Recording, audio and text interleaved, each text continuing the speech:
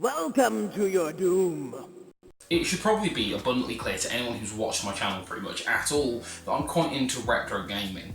The Retro video, in fact, primarily came about because I wanted a system with which I could play handheld all of the systems I enjoyed without having it set up as a console of some kind or on a computer.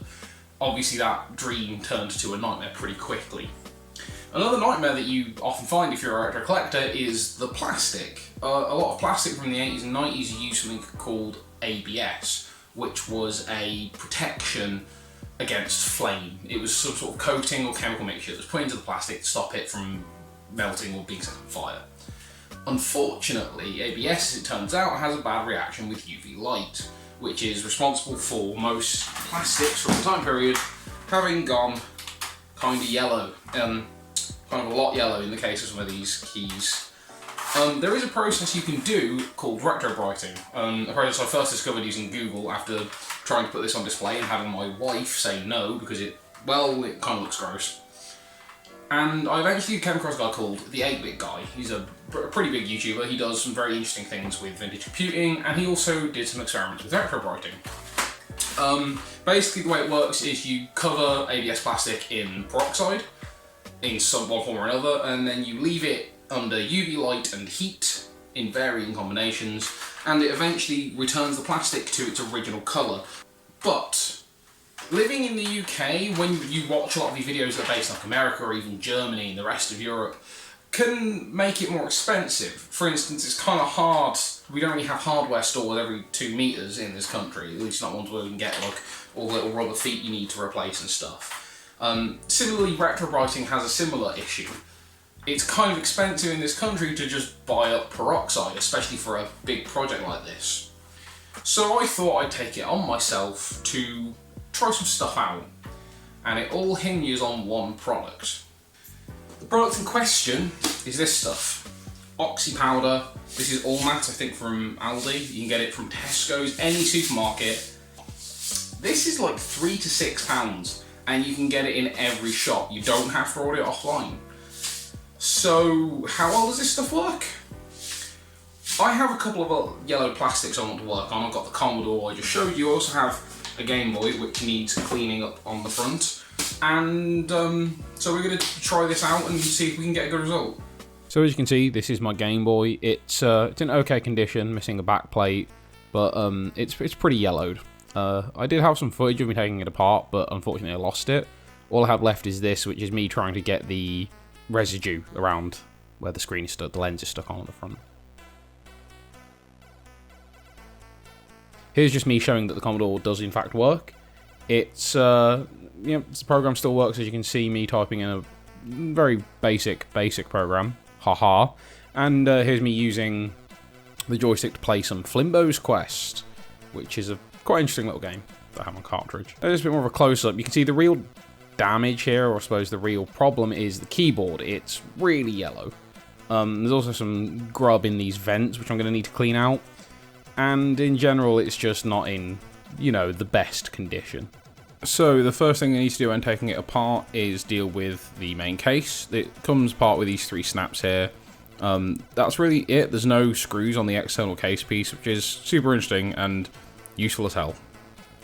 So yeah, once you've done the snaps, you can see it lifts up quite easily here, and then there's just 2 cables, one for the keyboard here, which I had a bit of trouble, kind of stiff, and one here for the power LED. And yeah, that's pretty much it. It comes apart super easily. Inside there are about 6 or 7 screws that hold the motherboard down.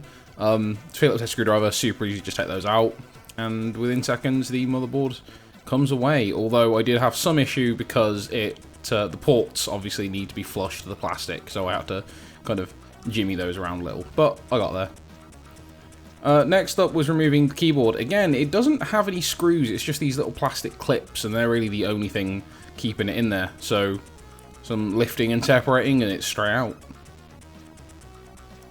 So the first thing I had to do once the case was apart was remove all of these keys. Now, needless to say, this took a long time. About 45 minutes later, and as you can see, I got all of the keys off. You can see by this brief comparison that these keys are like really badly yellowed, but they're also kind of dirty, so I'm gonna take some wipes and stuff and just basically clean up a lot of the components that I ended up with. So the first job on the agenda is to just clean off the innards of this keyboard. It's super dusty, so just a quick dust cloth, remove all of the grime that's in there. This next technique is one I lifted almost directly from the 8-Bit Guy videos. To clean out the vents, I just get one of these antibacterial wipes I'm using for cleaning the plastic, and a screwdriver, and run it up and down the vents to try and clear everything. It doesn't quite dislodge everything, but I'll be rinsing the pieces later, and that gets rid of anything that got trapped in the corners. As you can see, by the time I was finished cleaning the vents, the wipe I was using was pretty grimy. Then I just clean up both sides of the main case with a magic eraser. I kind of recommend caution if you are going to use a magic eraser, because not only is it made from quite strong chemicals, which is why it erases things so well, but it's also very abrasive, so be careful when using this on older plastics. I've done this before on a lot of my plastics, and they've not caused any issues, but I don't want to be responsible for you guys ruining your old computers or games. One of the things that was bugging me the most about the back piece was this sticker that went over one of the 3 clips that keeps it together.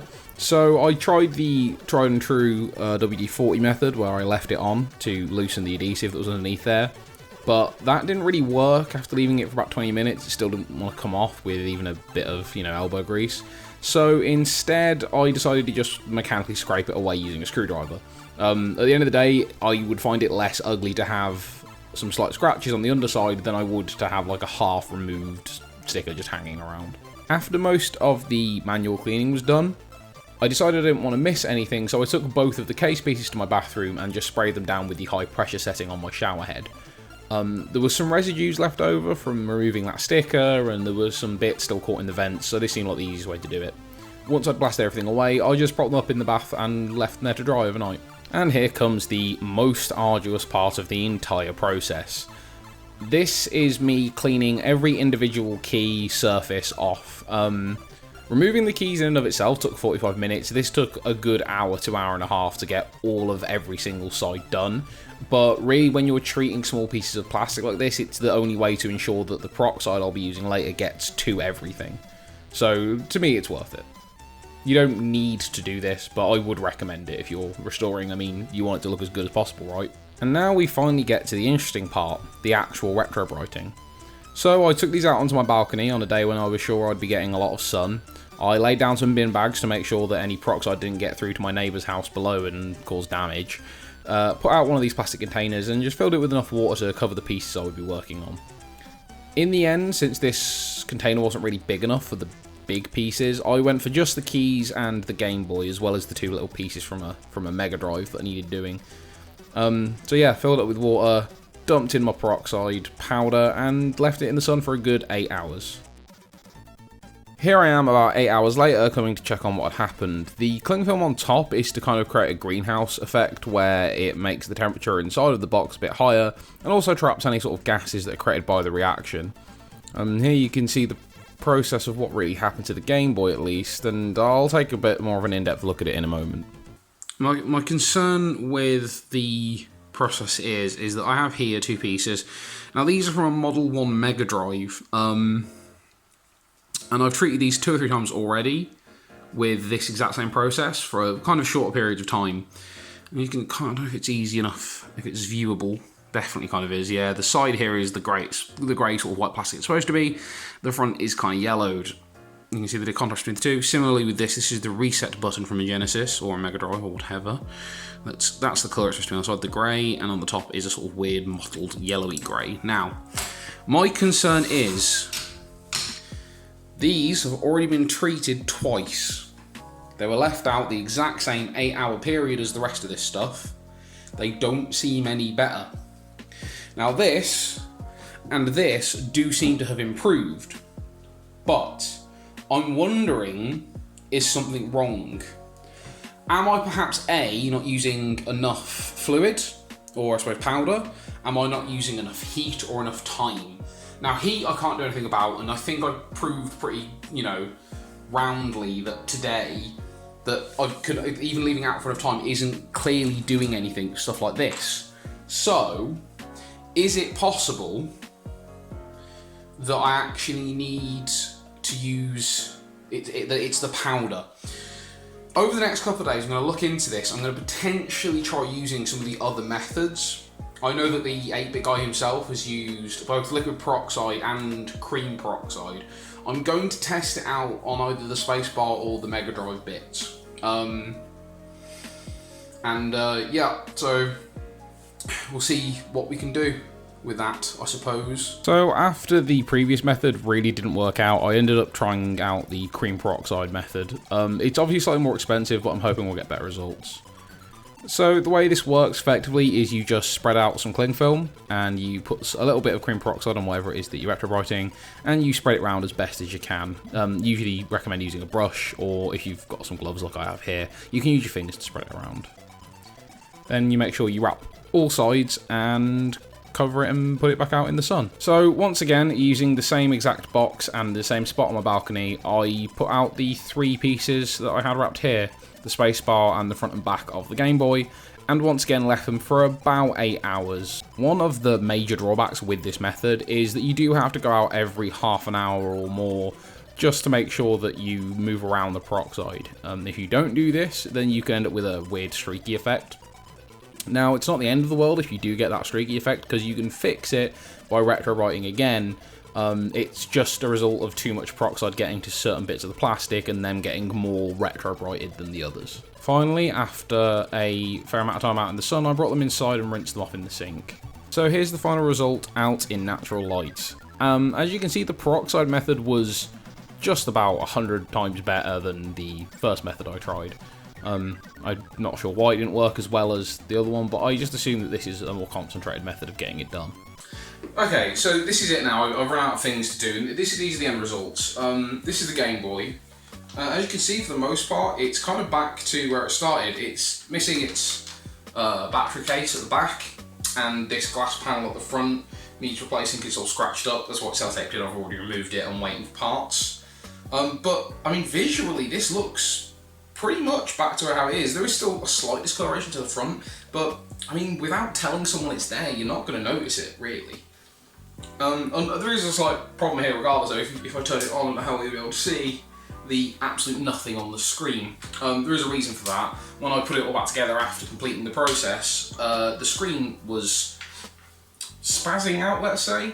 Basically, horizontal and vertical lines, contrast was all over the shop. After some research, I've come to believe it's either a power issue, like a capacitor or a transistor isn't working properly and will need replacing, or the contrast wheel, which is now kind of missing, wasn't working. That's run off something called potentiometer, but that's subject for a different video. When I've got this working again, I'm going to document how it was fixed and the exact problem it had, and I'll do an update video for that. The Commodore, again, the yellow keys up here, these ones, they didn't have any of the new peroxide treatment at all.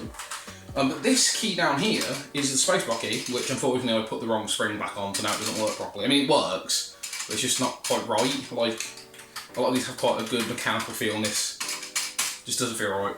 Regardless, this actually is back to its original colour now. This bottom here is the colour that the Commodore is supposed to be, with most of the yellowing on the case at the top and on the bottom piece. But basically, if I can get a good enough bit of sunlight, it seems to me that the peroxide treatment is much better. Now, I've come to a few conclusions from this. First of all, this is great if you have some very, very slightly yellowed plastics that you want to cure. It won't really work on anything too heavy, and the reasons I've come up with for that are either it didn't get hot enough, which I can eliminate on the basis that heat worked with the other things. I think that more heat would make it more efficient, but I can't do anything about the heat. That's not my thing. The other option is that there wasn't enough time. But again, it was left out there for a good 12 odd hours. So again, we're running out of usable daylight. I got up early as soon as sun was on my balcony. I put them out there, left them out there all day, went back in. The other option I could think of is that I didn't put enough of this in. Now, I don't know if it's easy to see how much is in there without me just tipping it all over the floor. But this was a full container at least up to here. I dumped a good half of this, and I put a very small amount of water in. Now, it did work, it reduced the yellowing some, but I feel like you'd have to basically dump a whole one of these in to retrobrite all of those keys and stuff. And the thing is, with this costing between like between £4 and £6, between £3 and £6, depending on if you can get it cheap, fair enough. But it's not that much cheaper, and it's much less effective. The keys and the Game Boy were only out there between 4 or 5 hours. It was like half the time of using this stuff was, and the treatment worked insanely better. Now, there is another disadvantage, unfortunately, to using the peroxide method with the cream, and that is that after you've filled this with peroxide and you've wrapped it in the cling film, you do have to go out, and I had a reminder set every half an hour throughout most of the 4 to 5 odd hours I was doing this, so about 10 times. You have to go out and you have to massage the cream around, because failing to do so can leave you with a weird sort of streaky effect. Now, the thing to bear in mind about that, however, is that you can correct the streaky effect. It won't get any whiter than, or lighter, I guess, than the original colour of the plastic. So if you've got a marbled effect, more treatments will eventually make it go back to the colour all over. At that point, though, you do get to the point where, if you're retrobriting, I mean, once these have been around for about 50, 60 years, and people have retrobrited them constantly, you're probably going to end up with weakened plastic. So that's the thing. So the basic conclusion we've come to at this stage is, although the Oxy powder is cheaper and more easily available, it would require much more effort to get working, and it isn't that much cheaper, although it is easier to get. So unless you're absolutely adamant about not ordering things online, or you're really worried about streaking your plastics, I recommend the peroxide cream or liquid peroxide over the powder. Again, liquid peroxide is more even, you don't have to rub stuff around, but it's more expensive, and you have to get the ratios right, which requires its own level of experimentation. So yeah, I guess that's it really. The only thing I would like to say is that if you have the right kind of home for it, you can do this all year round. What it requires is a UV light, and it requires heat. If you have, say, an airing cupboard or a utility room where you've got like a tumble dryer going on during the winter, you could put a UV bulb or a UV lamp in, and you could do this pretty much all year round. The only reason that wouldn't work here for me is that we don't really have the space.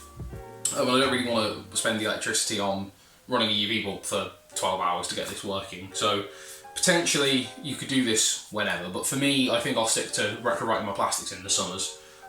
So yeah, I'll post an update at some point once I've completely restored both of these projects, and let me know if you enjoy this. I've been thinking about doing more technical stuff like this, like I did with the Retro Stone, for a while now. So yeah, I'm thinking of modding some of my handhelds and some of my retro stuff. I know there's a simple mod you can do on the NES to make it region free, so that would be fun. Yeah, thank you guys for watching, and I'll see you next time. Oh, also, yeah, we're going Respawn now. That's cool. You might be watching this at GameRespawn.com. Don't know, but it's fun, innit?